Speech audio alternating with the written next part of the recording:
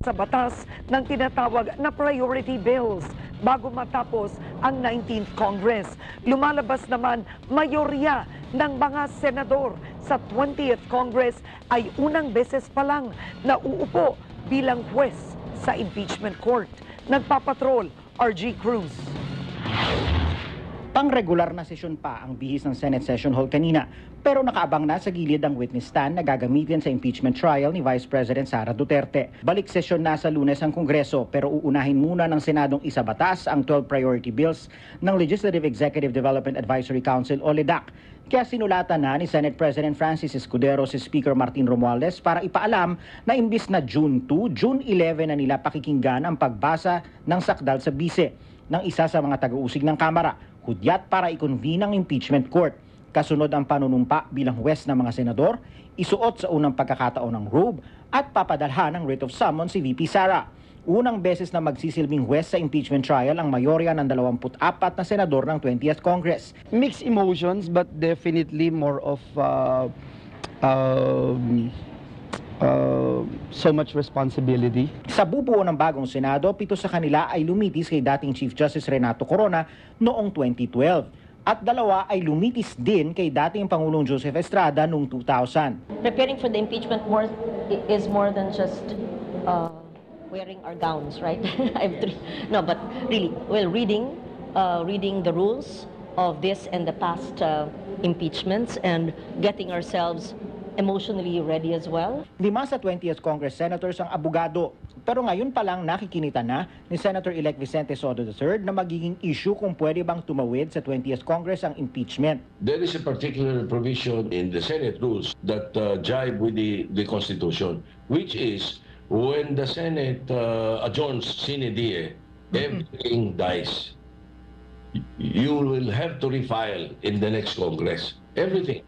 Naniniwala naman si outgoing Senate Minority Leader Aquilino Pimentel III na pwedeng tumawid sa 20th Congress ang impeachment dahil kumbaga sa ordinaryong korte, hindi naman nababasura ang kaso pag napapalitan ng huwes.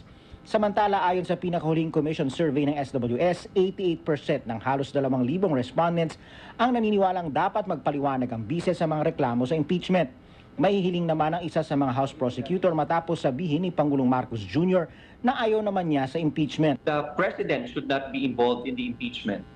And I'm glad to hear that the President, as the head of the Executive Department, will not interfere with the impeachment process. We want the senator judges to act independently, free from any influence from the Executive Department. Binunyag naman ng isang kongresista na may mga kaapelyidong senador ang ilang mga pangalang nakatanggap umano ng confidential funds mula sa Office of the Vice President. Una nang sinabi ng ikalawang Pangulo na walang naging paglabag ang kanyang tanggapan sa paggasta ng confidential funds. RG Cruz, ABS-CBN News. Kapapasok lang na balita, kinumpirma ni Pangulong Ferdinand Marcos Jr. na nandito na sa bansa ang dating mambabatas na si Arnolfo Teves Jr. Ito'y matapos siyang ipa-deport ng pamahalaan ng Timor-Leste. Ayon sa Pangulo, oras na para harapin ni Teves ang mga kaso niya dito sa Pilipinas. The former Representative Arnie Teves is now back in the Philippines. I was first informed of this development by Prime Minister Guzmao during the ASEAN meeting that I just returned from in Kuala Lumpur, and that Timor-Leste was ready to send Teves back to the Philippines. So this would not have happened without the assistance of President Horta and Prime Minister Guzmao of Timor-Leste. They have been working very hard to bring this to a conclusion. As we know, the former Congressman Arnie Teves is facing charges of murder and other crimes related to the ambush killing of the former Governor Degamo. We would like also to assure all our citizens that such lawlessness will not go unpunished, and it is now time for Arnie Teves to face justice.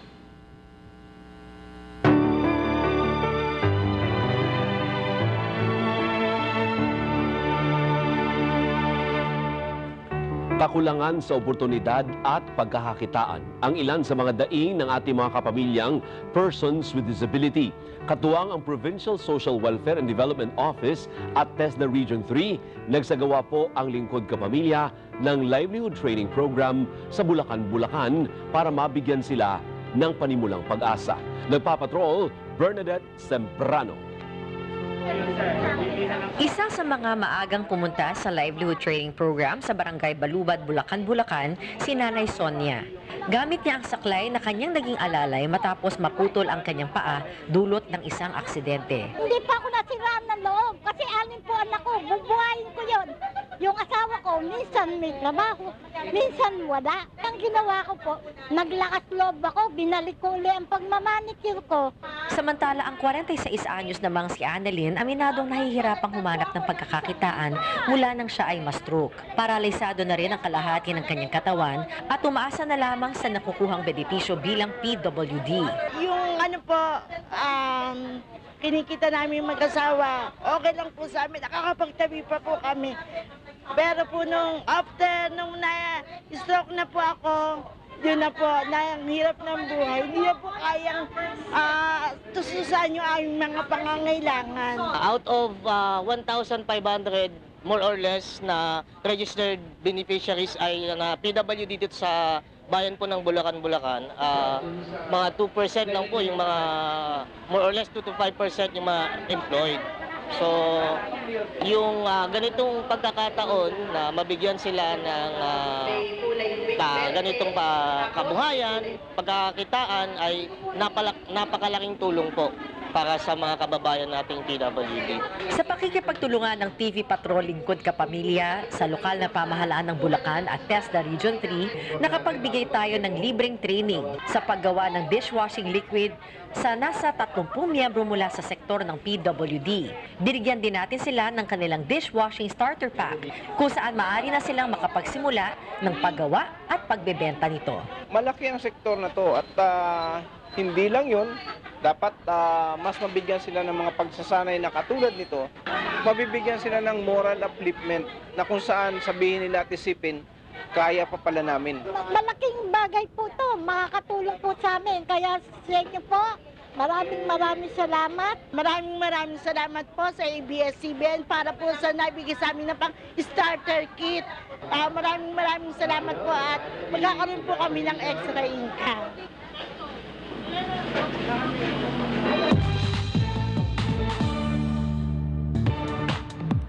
Kumasa sa fun challenges ang Nations Girl Group sa bago nilang digital variety show na Beanie Versus. Patok naman sa Blooms ang ilang eksena sa pilot episode nito. Nagpapatrol, Geniel Krishnan. Puspusan na ang pag-iensayo ng Beanie para sa kanilang upcoming Toronto show ngayong Biyernes. At habang busy sa kanilang back-to-back schedules ang Nations Girl Group, busy din sa panonood ng Bloom sa pilot episode ng Beanie Versus, ang digital variety show ng kanilang idols. Sumalang sa cute at fun challenges sa mga miyembro na pinangunahan ng Game Master na si Beanie Colette. What's up guys? Welcome to my Beanie Verse and it's called Tanggal Colette, of course. Unang pagsubok sa members ay ang Shape on the Wall Challenge, kung saan dapat sakto ang kanilang pose sa ipapakitang forma ng katawan sa LED screen. Parang dolphin! Grabe ka rin! Nagtagisan din sila sa Aslom Challenge, kung saan kailangan magsalita ng Bisaya phrase ang members habang kumakain ng maasim na candy. So I love sour. Bit walay dalang sinupin ba? Challenge number 3 naman ang Scare Me Not. Dapat hindi matakot ang girls sa mga sorpresa. Yun nga lang... Sino kayo? Sino? Busog ang Bloom sa halos 30 minutong pilot episode ng Beanie Versus. May halos 400,000 views na rin ito sa YouTube simula nang i-upload nitong Miyerkules ng gabi. Kaabang-abang naman ang mga susunod na challenges ng Beanie member na magiging Game Master. Geniel Krishnan, ABS-CBN News. See you sa next episode. Ano daw? Yun. Ginagawa Sa iting namin. buhay ng Bini, ano? Daming experiences. Oo. Now is their big break. Yes. Yes. Yeah. World tour ba World, naman? oo. Puno-puno daw yung sa London. Oo. O, diba? Hanggang London. Pero pag ganyan, kakabahan ka rin, ano? Bakit? Kasi kailangan mo talagang galingan. Ang daming tao na Oo. nanonood. Di ba, ang kasabihan, di ba, strike while the iron is hot. Correct. Di ba, ngayong sikat ka, lalo na yan sila ngayon, all out na yan. Tama. Buti na lang magaling ang ating 8. Oo. Go, go, go! Congrats, ha. Marami Ingat pa. kayo. At yan, uwi na daw. At Well, yan and ang mga balitang congrats ano. pala to DZMA. Ay! Oh, DCMM. Ano naman, yung Kaya wala si rebranding. Ayun naman, dapat Yung dinention mo. rebranding, Kaya wala na? si Kabayan dahil Explain. babalik si Kabayan sa DCMM O, alas nilaunch 10 ngayon. hanggang alas 11. Nilaunch today ang rebranding. Yes. Ng- DZMM, balik. Balik ang Okay. DZMM. Okay, marami nakamiss DZMM, dyan. Radyo Patrol sa Estrella. Okay. Para lang siya. Inyo yan. Inyo yan. Kasali ka rin dun dati, kayong dalawa eh. Malay Okay mo, na, babalik okay na. din kayo. Okay na. At yan ang mga balitang binantayan namin para sa inyo. Tuloy-tuloy ang pagpapatrol sa Kapamilya Channel, Kapamilya Online Live, at A to Z. Ako po si Zen Hernandez. At napapanood ng live ang TV Patrol at replay ng paborito niyong programa sa iwanttfc.com. Nandito kami para sa inyo, saan man sa mundo. Ako po si Karen Davila. At sama-sama pa rin tayo gabi-gabi sa All TV. Ako naman po si Alvin L. Chico. Sa ngalan ng ABS-CBN News, in the service of the Filipino, maraming salamat at magandang gabi, bayan!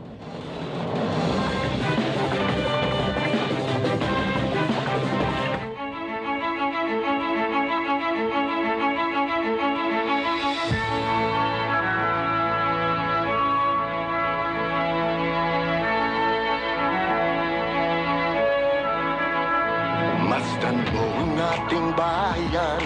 Anong iyong nakikita? May dapat bang malaman? Ating pag-usapan. Masdan mo ang iyong kapwa. Anong iyong nakikita? Luha ba o ligaya? Ang nasa kanilang mga mata. May nakikinig sa'yo, kapamilya. Nagmamalasakit sa tweet-tweet na Radyo Patrol sa 6:30, nagbabalita, naglilingkod saan man sa buong mundo. DZMM, Radyo Patrol sa 6:30, tapat at totoo, naglilingkod sa'yo, oh Pilipino. Magulong ng mithiin, sigaw ng inyong damdamin, ng pag-asa, pag-ibig at pagkakaisa. Malayang nagbabalita at naglilingkod. Iba't ibang tinig natin ang dinadala ng hangin. May karamay ka sa iyong pagsisikap, kasabay mo sa iyong mga pangarap. Inyong tulay, inyong kamay, kapit araw, kapit kamay saan man.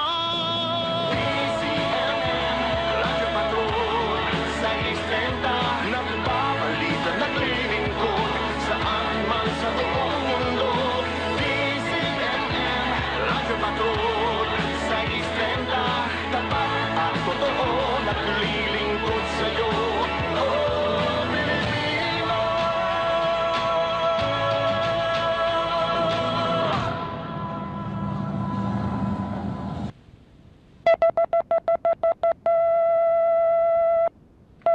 Ito po ang DZMM Radyo Patrol sa 6:30 at DZMM Teleradyo, patuloy na magbabalita at maglilingkod. Kasapi po kami ng KBP, kapisanan ng mga broadcaster ng Pilipinas. Ang oras! 3 minuto makalipas ang 8:08 ng gabi. Balitang kumpirmado, sigurado. Sa DZMM Radyo Patrol 6:30. Ito po ang DZMM. Magandang gabi mga kapamilya. Isang makasaysayang pagbabalik ng nangungunang himpilan sa radyo, sa kauna-unahang radyo sa telebisyon. Isang pangalan na naging bahagi ng bawat tahanan, bawat biyahe sa lansangan, bawat kwento ng sambayanan. Hindi kailanman nawala ang boses ng paninindigan at paglilingkod. Ito po ang DZMM Radyo Patrol 630 at DZMM Teleradyo. Mga balitang kumpirmado, sigurado, patuloy na magbabalita at maglilingkod. Maglilingkod ng tapat, magbabalita ng totoo, kapamilya ng bawat Pilipino saan man sa mundo. Ako po si Alvin Alchico. Muli maraming salamat po mga kapamilya. Narito na ang ating mga balita.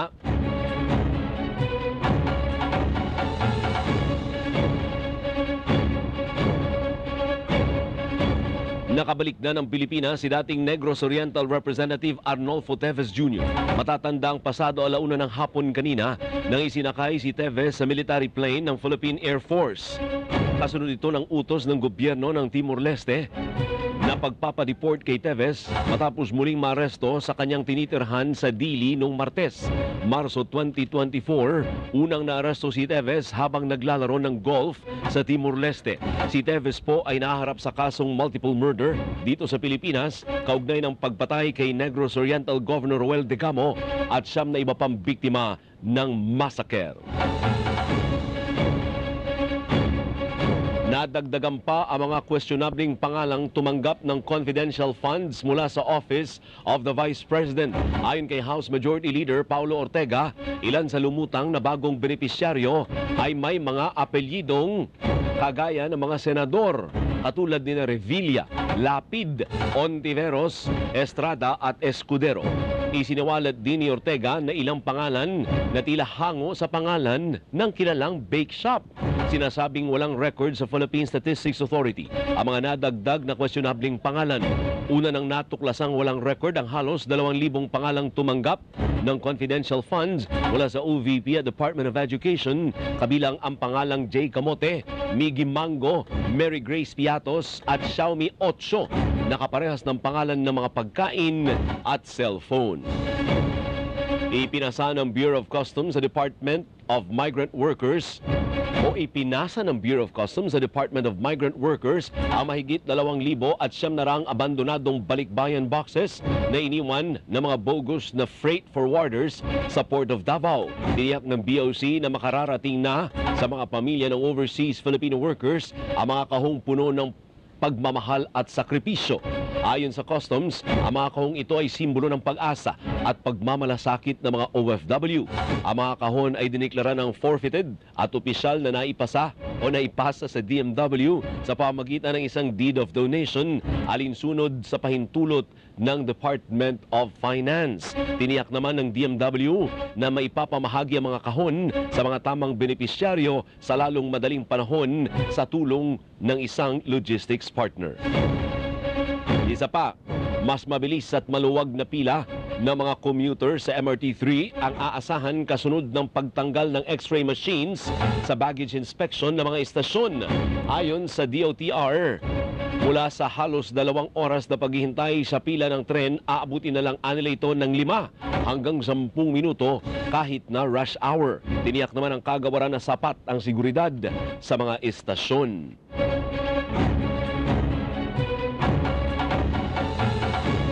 DZMM Radyo Patrol 630, balik na sa ere. Detalye mula kay Radyo Patrol Robert Mano.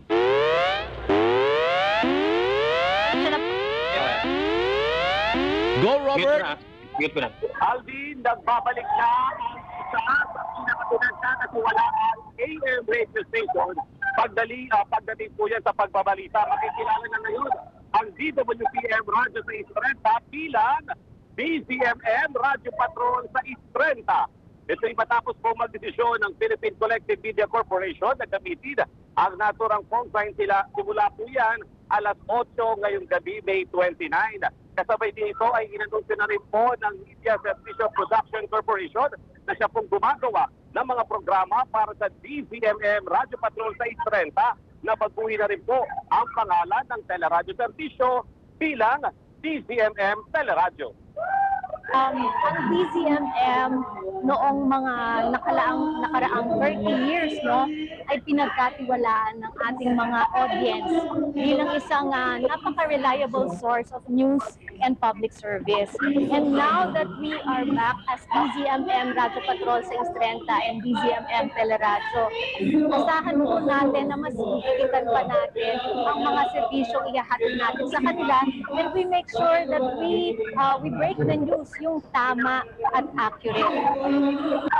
Dahil dito, Alvin, muling mapapakinggan sa radyo ang nakasanayang pagbabalita sa DZMM bilang maasahang impilan na una sa balita at una sa public service. Ang tanong ngayon, ano ba ang aasahan sa DZMM? Nako, may magbabalik. Alam mo, yung minahal nating MMK sa DZMM ay muling mapapakinggan sa DZMM Radyo Patrol sa Istrenta at Teleradyo. At meron tayong reprogramming. Abangan nyo yan sa June 2. Maganda po ang ating lineup at sinisigurado ko na yung lahat ng mga impormasyon at balita na kailangan ninyo ay mapapakinggan at mapapanood nito. Alvin, sa programa naman dito sa Ayala Museum kung saan tumalo ang mga pinuno ng PCMC, MSPC at syempre ang mga DZMM anchors, reporters at syempre ang mga staff din natin dito at magiging mga partners na at advertisers kabilang din sa dumalo dito, Alvin, ay si Kabayang Noli Di Castro at si Miss Charo Santos Concio. Dahil nandito si Miss Charo at si Kabayan Alvin, isa lang ang ibig sabihin yan. Magbabalik din ang kanilang mga programa sa DZMM na aabangan ng ating mga kababayan simula yan next week, Alvin.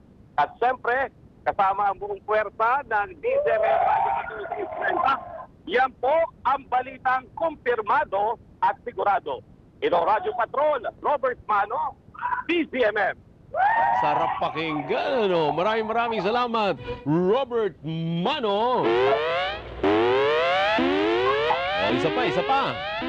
Puntahan po natin si Radyo Patrol Bert Dizon, babaeng nag-viral na lumabas sa isang imburnal sa Makati City. Nilinaw na hindi nakatira doon.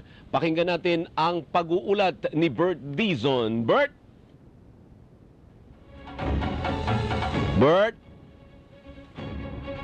Nako? Bert Dizon? Ayun.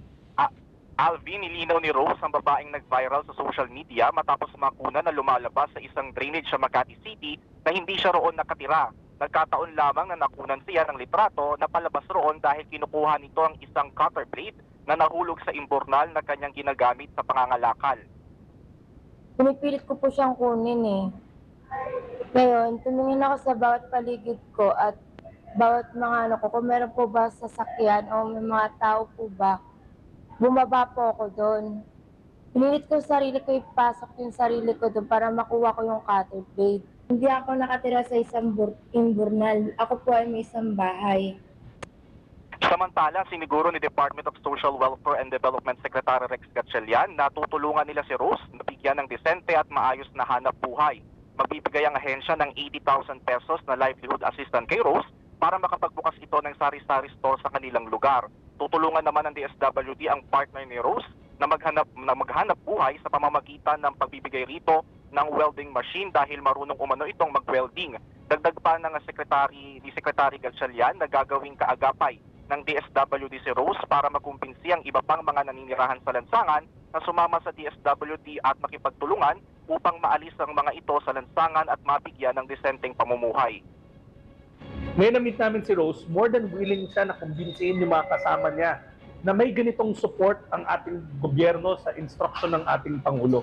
So blessing sa amin na meron na kami ngayong tawagan namin na honorary social worker na tutulong sa amin kumbinsihin yung mga ibang nasa same na situation na walang masama sa hangarin ng gobyerno kundi gusto lang namin sila tulungan.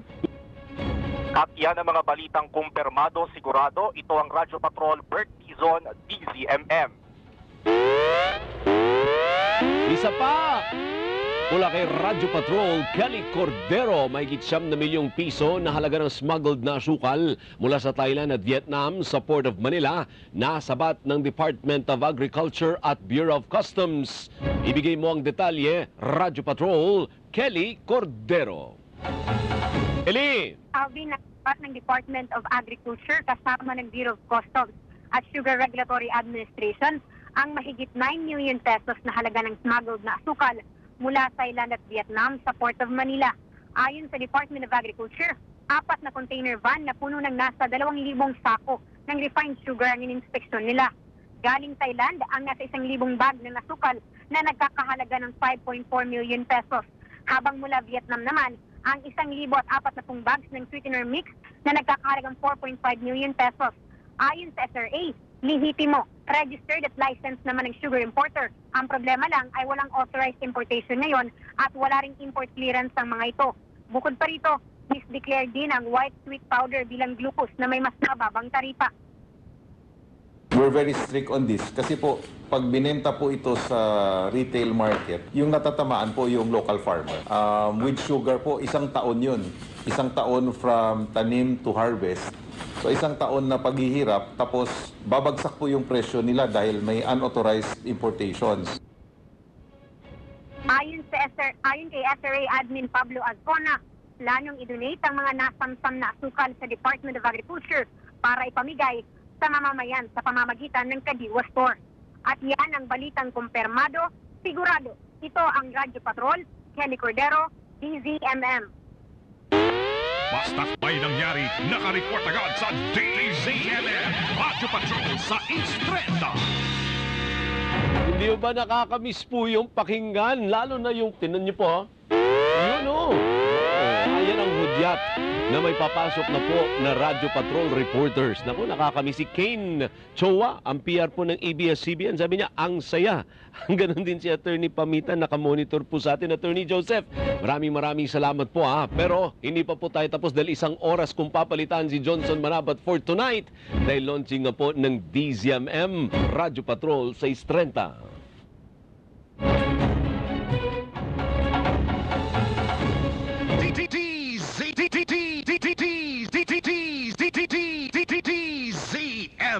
Sa ating pagbabalik, Numero 1 sa aksyon.